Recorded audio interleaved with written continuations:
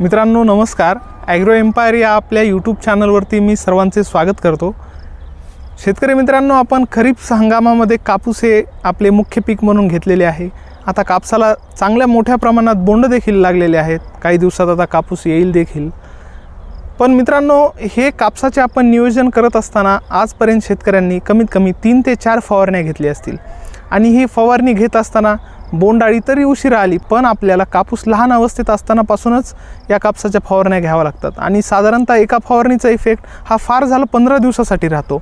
शेतकरी मित्रांनो, आपल्याला माहीतच आहे की या कापूस या पिकावर मोठ्या प्रमाणात रस शोषक किडी अर्थात पांढरी माशी आहे, त्याचबरोबर तुडतुडे आहेत, मावा आहे, त्याचबरोबर थ्रिप्स आहेत। तर या रस शोषक किडींचा कापूस या पिकावर फार मोठ्या प्रमाणात आपला परिणाम झालेला दिसून येतो आणि त्यासाठी आपल्याला जी औषधाची फवारणीचा खर्च आहे हा देखील मोठ्या प्रमाणात होतो। साध्या औषधानं हे जे रस शोषक करणारे किडी आहेत यांना आपण कंट्रोल देखील आता करू शकत नाही। त्यासाठी चांगल्या प्रकारच्या औषधाची फवारणी घेणं गरजेचं आहे आणि ही फवारणी घेत असताना आपला शेतकऱ्यांचा साधारणतः जो खर्च आहे हा कमीत कमी एका फवारणीसाठी कमीत कमी 1 ते 1,500 होतोच।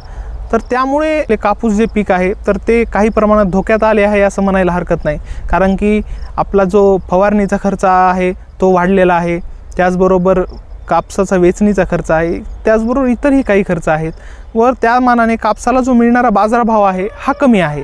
मित्रांनो, तर आज आपण या व्हिडिओच्या माध्यमातून एका कापसाच्या अशा वाणाबद्दल माहिती जाणून घेणार आहोत तर ज्या वाणाने शेतकऱ्यांचा जो आपला फवारणीचा खर्च आहे हा एकदम कमी होऊ शकतो।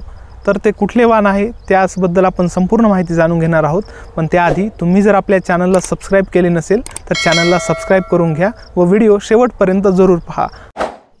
मित्रांनो, आपण ज्या वाणाविषयी माहिती पाहणार आहोत तर ते वाण आहे राशी स्विफ्ट अर्थात RCH 971। तर या वाणाची जी शिफारस करण्यात आलेली आहे, या वाणाची शिफारस मध्यम ते भारी जमिनीसाठी करण्यात आलेली आहे। त्याचबरोबर महत्त्वाचं म्हणजे या वाणाचा कालावधी किती आहे, तर या वाणाचा कालावधी हा 135 ते 140 दिवस आहे। त्याचबरोबर या वाणाची उत्पादकता ही देखील चांगली आहे। तर ती आता उत्पादकता ही आपल्या जमिनीवर प्रामुख्याने अवलंबून असते। तर भारी जमिनीमध्ये 12 क्विंटल ते 15 क्विंटलपर्यंत आपल्याला याची उत्पादकता दिसून आलेली आहे। काही शेतकऱ्यांनी तर 17 क्विंटल प्रति एकरपर्यंत याचे उत्पन्न मिळवलेले आहे। आणि याचं महत्त्वाचं वैशिष्ट्य काय आहे तर याच्यावर टोबॅको सिक व्हायरस, त्याचबरोबर जे इतर काही जे सकिंग पेस्ट अर्थात रस शोषक किडी आहेत याचा प्रादुर्भाव होत नाही। अर्थात हे वाण जे आहे हे प्रतिकारक आहे, टॉलरंट आहे। मित्रांनो, आपल्या पंजाब भागामध्ये देखील कापसाचं मोठ्या प्रमाणात उत्पन्न होते। तर त्या ठिकाणी काय होऊ लागलं की थ्रिप्स जे असतात आपले, तर त्या थ्रिप्समुळे टोबॅको सिक व्हायरस नावाचा रोग पसरू लागला। तर त्या रोगाला आपल्याला प्रतिकारक असे वाण तयार करायचे होते, तर त्या उद्देशाने हे राशी स्विफ्ट हे वाण तयार केलेलं आहे।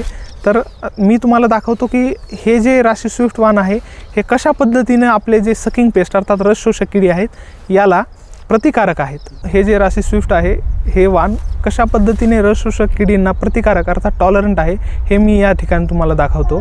तुम्ही पाहू शकतात या पानाला जर आपण हात लावला तर हे पान आपल्याला वेल्वेट सारखे जाणवते, कारण की या पानावर खूप केस आहेत। पहा तुम्ही या ठिकाणी तुम्हाला व्हिडिओमध्ये दिसत असेल की पानावर खूप केस आहेत। तर त्यामुळे हे पानावर जास्त केस असल्यामुळे काय होतं की जे थ्रिप्स आहेत, त्याचबरोबर आपले जे इतर जे रस शोषक किडी आहेत त्यामध्ये व्हाईट फ्लाय आहे, ॲफिड आहे, जासिड आहेत, तर या किडींना हे वाण मोठ्या प्रमाणात प्रतिकार करते व त्यामुळे आपल्याला फवारणी घ्यायचा देखील खर्च आपल्याला कमी होतो। तुम्ही पाहू शकता या वाणावर तुम्हाला कुठेच आपल्या रस शोषक किडींचा प्रादुर्भाव झालेला दिसत नाही आहे। मला सांगायला एक आवडेल की हा जो प्लॉट आहे तर हा एक रिसर्चचा प्लॉट आहे। तर त्यामुळे या प्लॉटवर आपण एकही फवारणी घेतलेली नाही आहे, एकही फवारणी घेतली नाही, तरी देखील तुम्ही पाहू शकता याची वाढ कशी आहे। तुम्ही पाहू शकता की या आपल्या कापसाला अशा पद्धतीनं बोंड लागलेले आहेत अर्थात कैऱ्या लागलेल्या आहेत। तर तुम्हाला या ठिकाणी हे कैऱ्या लहान दिसू शकतात, पण याचं आणखीन एक वैशिष्ट्य काय आहे तर या जरी कैऱ्या लहान दिसत असल्या तरी देखील यामध्ये जे आपला जो कापूस आहे तर असा एकदम ठासून भरलेला आहे असं म्हणायला हरकत नाही, कारण की ज्यावेळेस या कैऱ्या आपल्या फुटतात तर त्यामधून कापूस खूप मोठ्या प्रमाणात बाहेर येतो। मित्रांनो, मी जसं तुम्हाला पहिल्यांदा सांगितलं की आपण एकही फवारणी घेतलेली नाही आहे, तरी देखील तुम्ही पाहू शकता की जसं ह्या बोंड हे जे आहे कॉम्पॅक्ट आहे, तर हे बोंड कॉम्पॅक्ट असल्यामुळे या बोंडावर आपल्याला बोंडाळी देखील आलेली दिसत नाही आहे।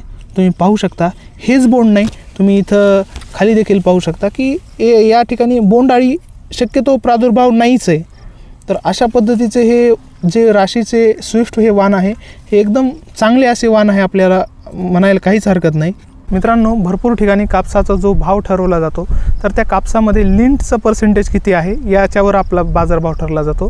तर या राशी स्विफ्ट या वाणामध्ये लिंटचं पर्सेंटेज जास्त आहे, त्यामुळे याला बाजारभाव देखील जास्त मिळतो. मित्रांनो, तर अशा पद्धतीचे हे एकदम चांगले असे राशी स्विफ्ट हे कापसाचे वाण आहे. यामध्ये आपल्याला शेतकऱ्यांचा फवारणीचा खर्च देखील कमी झालेला आहे. यामध्ये याचा जो कापूस आहे अर्थात त्याचे लिंटचं प्रमाण जास्त असल्यामुळे याचा बाजारभाव देखील जास्त भेटतो. तर अशा पद्धतीचे एकंदरच हे चांगले असे कापसाचे वाण आहे. पुढच्या वर्षी शेतकरी या वाणाची लागवड जरूर करू शकतात. तुम्हाला जर हा व्हिडिओ आवडला असेल तर व्हिडिओला आपल्या लाईक, शेअर, सबस्क्राईब करायला विसरू नका.